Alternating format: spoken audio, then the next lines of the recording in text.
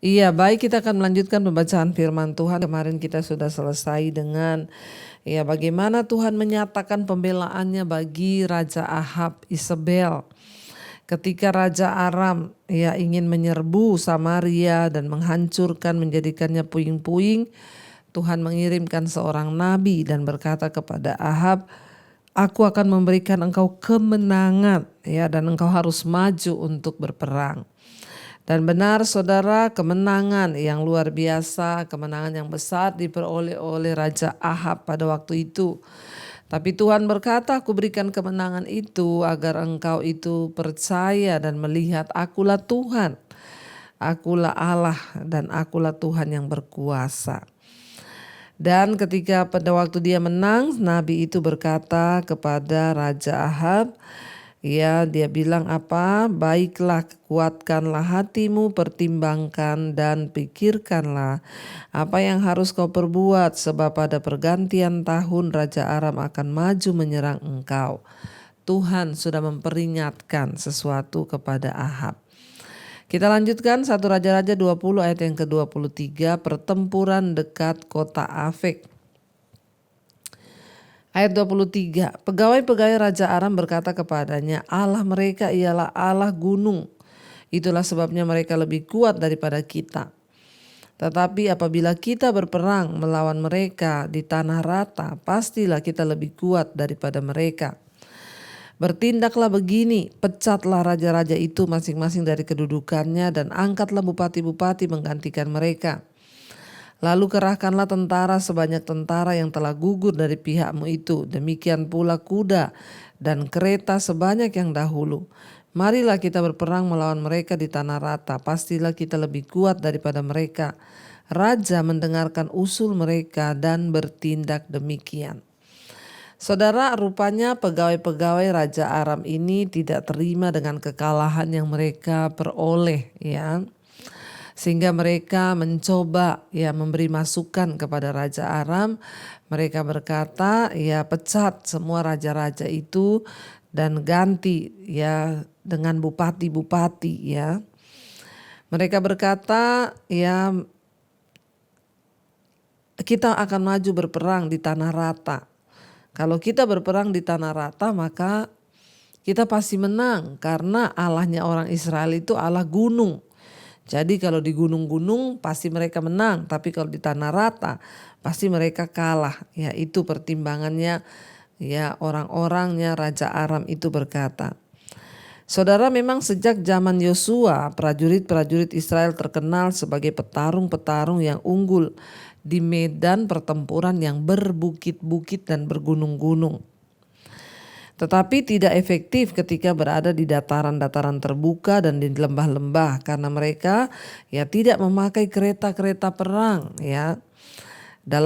dalam pertempuran. Dari dulu kita tahu Israel itu yang memberi kemenangan adalah Tuhan.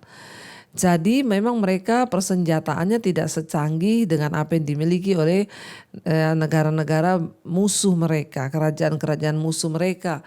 Bahkan Israel itu nggak punya kereta-kereta perang, mereka juga peralatan-peralatan perangnya sangat sederhana. Tapi selama ini Tuhan memberikan mereka kemenangan bukan karena alat-alat yang canggih, bukan karena kereta perang yang mereka miliki, tetapi karena kuasa Tuhan. Nah, orang Aram berpikir bahwa mereka itu Allahnya itu adalah Allah gunung. Jadi kalau mereka bertempur di daerah perbukitan atau pergunungan, maka mereka pasti menang. Tapi kalau di dataran mereka kalah. Dan memang sejak zaman Yosua seperti itu. Sebab memang kalau di dataran atau di lembah, bangsa Israel tidak memiliki peralatan yang canggih, tidak memiliki kereta-kereta perang yang sebanyak yang dimiliki oleh pihak musuh, saudara Dan mereka juga tidak memiliki kereta-kereta berkuda sementara pihak musuhnya itu memiliki kereta perang yang ditarik oleh kuda. Dan saudara kereta-kereta perang dalam pertempuran Israel itu memang tidak seheboh atau sebanyak yang dimiliki musuhnya. Kereta-kereta perang yang ditarik kuda yang tidak berguna di daerah perbukitan dan di hutan-hutan lebat itu nggak bisa. Bisa dengan mudah menjatuhkan sejumlah besar prajurit yang berjalan kaki di dataran-dataran. Yang tidak dipahami oleh perwira-perwira Ben-Hadad adalah bahwa Tuhan Allah yang menyertai bangsa Israel itu bukan ya kereta-kereta atau senjata yang mereka miliki, tapi Tuhan yang menjamin kemenangan.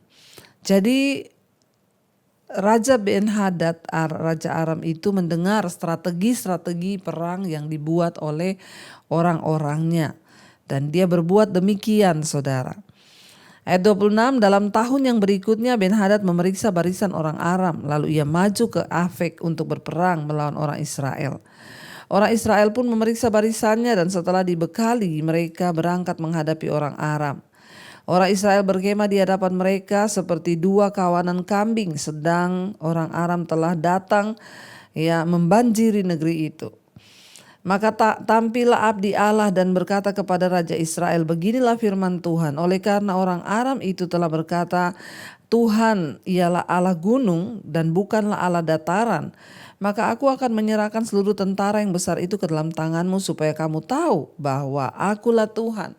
Sekali lagi ya, abdi Allah, nabi Allah itu berbicara kepada Raja Ahab. Ya, karena orang Aram itu sudah berkata bahwa Allah yang memberikan kemenangan itu Allah gunung bukan Allah dataran. Jadi Tuhan akan memberikan kemenangan yang besar ya kepada Israel di dalam pertempuran mereka di dataran, saudara.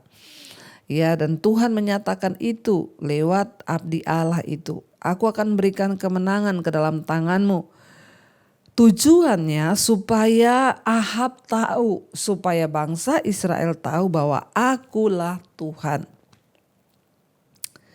7 hari lamanya mereka berkemah berhadap-hadapan, tetapi pada hari yang dikatakan di sana 7 hari lamanya mereka berkemah berhadap-hadapan, tapi pada hari yang ke-7 mulailah pertempuran dan pada hari itu orang Israel menewaskan 100.000 orang berjalan kaki dari orang Aram.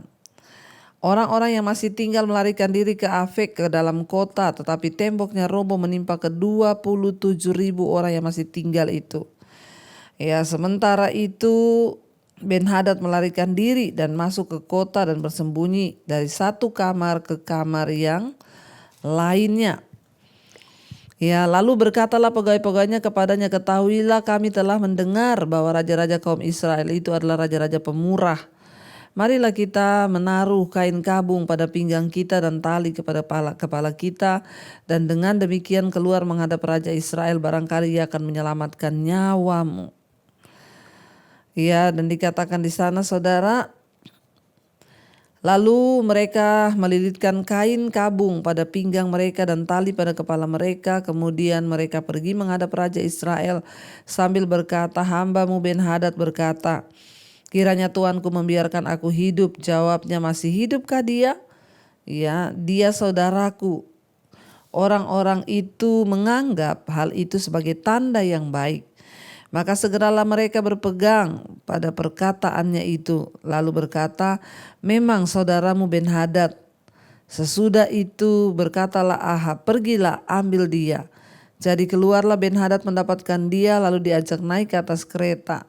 Kata Ben-Hadad kepadanya, kota-kota yang telah diambil bapakku dari pihak bapakmu akan kukembalikan. Engkau boleh juga membuat pasar bagimu di Damsyik seperti yang dibuat bapakku di Samaria.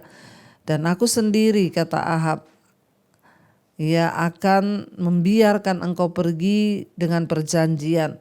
Lalu ia mengadakan perjanjian dengan dia dan membiarkannya pergi. Ya, jadi saudara, pada waktu itu akhirnya pertempuran di kota Afek dimenangkan oleh Israel karena Tuhan ingin menunjukkan kepada Raja Ahab dan seluruh bangsa itu bahwa dia adalah Tuhan yang sanggup memberi kemenangan.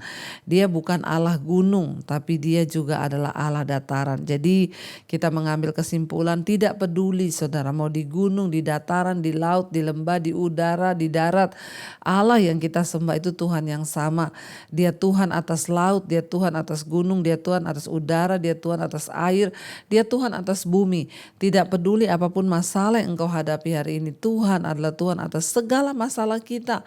Masalah yang berat, masalah yang kecil, sakit penyakit apapun, Dia tetap Tuhan yang sama, yang sanggup melakukan mujizat, kemenangan, kesembuhan, pemulihan bagi orang-orang yang mau percaya kepada Dia. Karena itu teruslah percaya, teruslah berharap agar kita ini melihat pembelaan dan campur tangan Tuhan. Sekarang kita lanjut ayat 35, nubuat tentang hukuman yang akan menimpa Ahab ya. Seorang dari rombongan Nabi berkata kepada temannya atas perintah Tuhan, "Pukullah aku," tetapi orang itu menolak memukulnya. Lalu ia berkata kepadanya, "Oleh sebab engkau tidak mendengarkan suara Tuhan, ketahuilah, apabila engkau pergi daripadaku, seekor singa akan menerkam engkau, dan ketika orang itu pergi daripadanya, maka seekor singa bertemu dengan dia, lalu menerkam dia." Ya saudara, jadi ini lucu ya, ada rombongan Nabi ya yang sedang berjalan, lalu dia berkata kepada temannya, "Atas perintah Tuhan, pukullah aku." Tapi orang itu menolak untuk memukulnya. Ya, dan Nabi itu berkata, "Ya, engkau sudah menolak suara Tuhan, maka engkau akan diterkam oleh singa." Ya. Dan akhirnya begitu dia pergi bertemu dengan singa, benar dia diterkam dan dimakan singa. Ayat 37, kemudian Nabi itu bertemu dengan orang lain. Lalu dia berkata, "Pukullah aku." Orang itu memukul dan melukai dia. Sesudah itu Nabi itu pergi dan berdiri menantikan raja di jalan sambil menyamar dengan membubuhkan kain pembalut pada matanya. Pada waktu raja lewat, ia mengadukan halnya kepada raja. Katanya, "Ketika hambamu ini maju ke tengah pertempuran, tiba-tiba ada seorang meninggalkan barisan dan membawa seorang kepadaku sambil berkata, 'Jagalah orang ini. Jika ia hilang dengan cara bagaimanapun, kamu ia juga makan nyawamu adalah ganti nyawanya, atau engkau harus membayar setalenta perak.' Ketika hambamu ini repot sana-sini, orang itu menghilang. Kemudian Raja Israel itu berkata kepadanya, 'Begitu juga lah hukumanmu, engkau sendiri telah menetapkannya.' Lalu segeralah ia membuka kain pembalut itu dari matanya sehingga Raja Israel mengenali dia sebagai seorang dari rombongan Nabi. Kata Nabi itu kepadanya, 'Beginilah firman Tuhan. Oleh karena kau telah membiarkan lolos orang yang telah dikhususkan bagiku untuk ditumpas, maka nyawamu adalah ganti nyawanya dan rakyatmu adalah ganti rakyatnya.' Lalu Raja Israel pergi ke istananya dengan kesal hati dan gusar, maka sampailah ia di Samaria. Saudara, Nabi itu diutus Tuhan untuk menyatakan penghukuman kepada Raja Israel, Raja Ahab, karena dia sudah membiarkan Ben-Hadad itu pergi. Ya, Tuhan sudah berkata bahwa dia harus menumpas, saudara. Makanya Nabi ini datang ya dengan ya membawa pesan bahwa dia bilang kepada temannya, "Pukullah aku," dan atas perintah Tuhan, tapi dia tidak dipukul. Maka orang yang disuruh memukul itu tidak mau memukul, dia diterkam oleh singa, dihukum Tuhan. Jadi hari ini kita belajar bahwa semua yang Tuhan perintahkan itu harus dilakukan. Sekalipun itu mungkin keras, ya mungkin bahkan itu menyakiti orang, saudara. Kalau Tuhan menyuruh itu ya harus kita lakukan. Ya walaupun itu ada orang yang akan tersakiti atau marah ya. Dia suruh pukul, saudara, tapi orang itu tidak mau. Padahal ini perintah Tuhan. Dia diterkam oleh singa. Ya saya juga belajar sekarang. Ya misalnya contoh ketika saya berkhotbah. Kadang ada yang berkata, "Aduh Bu, terlalu keras." Ada orang yang tersinggung mendengar khotbah Ibu. Saya bilang ya kalau Tuhan yang menyuruh berkata seperti itu ya saya mau apa gitu ya. Ya keras, ya tersinggung, ya itu urusannya dia dengan Tuhan. Kalau memang dia berdosa ya bertobat. Tapi kalau tersinggung dengan firman Tuhan, wah itu bahaya, saudara ya. Jangan pernah menolak firman Tuhan, saudara. Orang yang menolak firman Tuhan akan mendapat penghukuman. Diterkam singa dikatakan di sini. Kalau kita mendengarkan firman Tuhan, lakukanlah firman itu, taatilah firman itu supaya kita tidak kena hukuman. Raja Ahab ya menolak firman Tuhan karena dia tidak menghukum Ben-Hadad, melainkan melepaskan dia pergi begitu saja. Padahal ini adalah ya raja yang jahat juga dan Tuhan tidak mau. Makanya saudara, ketika Nabi ini menyamar menjadi seseorang, dia memberikan perumpamaan ya kepada Raja Israel.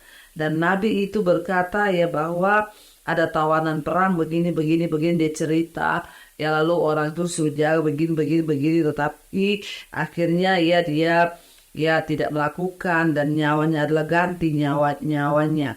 Ya, dan ketika hambamu ini repot, ya, dan orang itu menghilang, Raja Israel itu berkata kepadanya, begitu juga lah hukumanmu, engkau sendiri telah menetapkannya. Akhirnya Nabi itu membuka, ya, tutup mukanya, dan ketahuanlah kepada Raja Ahab bahwa wah, ini dia adalah rombongan Nabi, saudara. Dan kata Nabi itu kepada Ahab, beginilah firman Tuhan, oleh karena engkau telah membiarkan lolos orang yang dikhususkan bagi Tuhan untuk ditumpas, maka nyawamu adalah ganti nyawanya dan rakyatmu adalah ganti rakyatnya. Lalu Raja Israel pergi ke istananya dengan kesal hati dan gusar, maka sampailah ia di Samaria. Ya, jadi saudara, dia membiarkan Raja Ben-Hadad itu pergi begitu saja. Dia tidak menghormati Tuhan yang memberikan kemenangan. Padahal orang itu dikhususkan untuk ditumpas, malah dia mengikat perjanjian. Hati-hati saudara, sehingga Tuhan berkata penghukuman akan datang, ya, bagi Raja Israel, ya, bagi Raja Ahab. Makanya tadi kita lihat judulnya di atas adalah dikatakan bahwa nubuat tentang penghukuman Tuhan atas Israel, nubuat tentang hukuman yang akan menimpa Ahab. Tuhan berkata, karena engkau sudah membiarkan lolos orang yang dikhususkan bagi Tuhan untuk ditumpas, maka nyawamu ganti nyawanya. Saudara, kita harus belajar taat kepada Tuhan. Apapun yang Tuhan perintahkan, mari kita belajar melakukan supaya kita ini tidak kena penghukuman. Jangan hidup berbuat jahat. Ya, jadi orang harus sungguh-sungguh bertobat. Raja Ahab hidup dengan jahat di mata Tuhan, sehingga kejatuhan demi kejatuhan terjadi, dan pada akhirnya saudara dia mengalami sesuatu yang tidak baik. Kita belajar hari-hari ini, mari hidup kita semakin hari semakin selaras dengan Tuhan. Semakin hari kita boleh semakin melekat lagi dengan Tuhan. Biarlah hari-hari ini saudara, kita semakin berjaga-jaga di dalam iman percaya kita kepada Tuhan, tetap bersuka cita, tetap nikmati hidup, tetapi iman harus tetap juga menyala di hadapan Tuhan. Mari kita tundukkan kepala, kita mau satukan hati, kita berdoa. Terima kasih Bapa, kami mengucap syukur buat hari ini Engkau Tuhan yang dahsyat, yang luar biasa. Kau sanggup melakukan segala perkara di hidup kami. Kami berdoa menyerahkan seluruh hidup kami dalam tangan Tuhan. Biarlah pimpinan penyertaan Tuhan ada atas hidup kami. Berkati Bapa, biarlah senantiasa Tuhan kami boleh menyenangkan hati Tuhan, taat kepada kehendak dan rencana-Mu, dijauhkan dari segala yang jahat, bahkan hidup kami boleh memuliakan nama Tuhan. Lepaskan yang terikat dari rokok, minuman keras, obat-obatan terlarang, judi, Tuhan, yang terikat dengan persinahan, percabulan, yang terikat dengan homoseksual, lesbian, perselingkuhan, yang terikat dengan dosa-dosa Tuhan, apapun itu, amarah, kepahitan, ketakutan, biar Tuhan lepaskan dalam nama Tuhan Yesus Kristus. Biarlah kami boleh mengalami kemenangan demi kemenangan. Baik sudah memberkati siapa yang terbaring sakit atau sakit apapun, mari sudah letakkan tanganmu di bagian yang sakit dan berkatakan dalam nama Tuhan Yesus, aku percaya ada kesembuhan yang terjadi. Apapun sakit penyakit kami, Tuhan sanggup menyembuhkan. Berkati juga siapa mereka yang ada dalam pergumulan keuangan, hutang piutang, tidak ada perkara yang mustahil bagi Tuhan. Dan juga Tuhan yang memberkati Bapak siapa mereka yang ada di dalam pergumulan yang berat rumah tangga, pengen punya anak, Tuhan yang menjadi jawaban atas setiap doa-doa kami. Kami menyerahkan bangsa dan negara kami Indonesia dari Sabang sampai Merauke, lawat bangsa kami, Bapak Presiden Jokowi, wakilnya, seluruh jajaran kabinet yang ada, Tuhan lawat dengan kuasa-Mu dari tempat yang mati. Indonesia diselamatkan bagi Tuhan. Berkati semua bangsa-bangsa di Asia, Afrika, Amerika, Eropa, Australia, Tuhan. Karena itu apapun yang menjadi persoalan kami, di dalam nama Yesus ada jalan keluar. Mari saudara buka hati dan tanganmu, terimalah istilahnya berkat, rahmat, anugerah dari Allah Bapa, cinta kasih Tuhan Yesus Kristus, penyertaan Allah Roh Kudus turun atas hidup kita mulai hari ini bahkan sampai kali yang kedua. Tuhan sudah datang menjemput kita, nama kita tercatat di dalam kitab kehidupan. Dalam nama Tuhan Yesus yang percaya diberkati Tuhan dan bersama. Amin, amin, amin. Tuhan Yesus memberkati. Shalom dan Immanuel.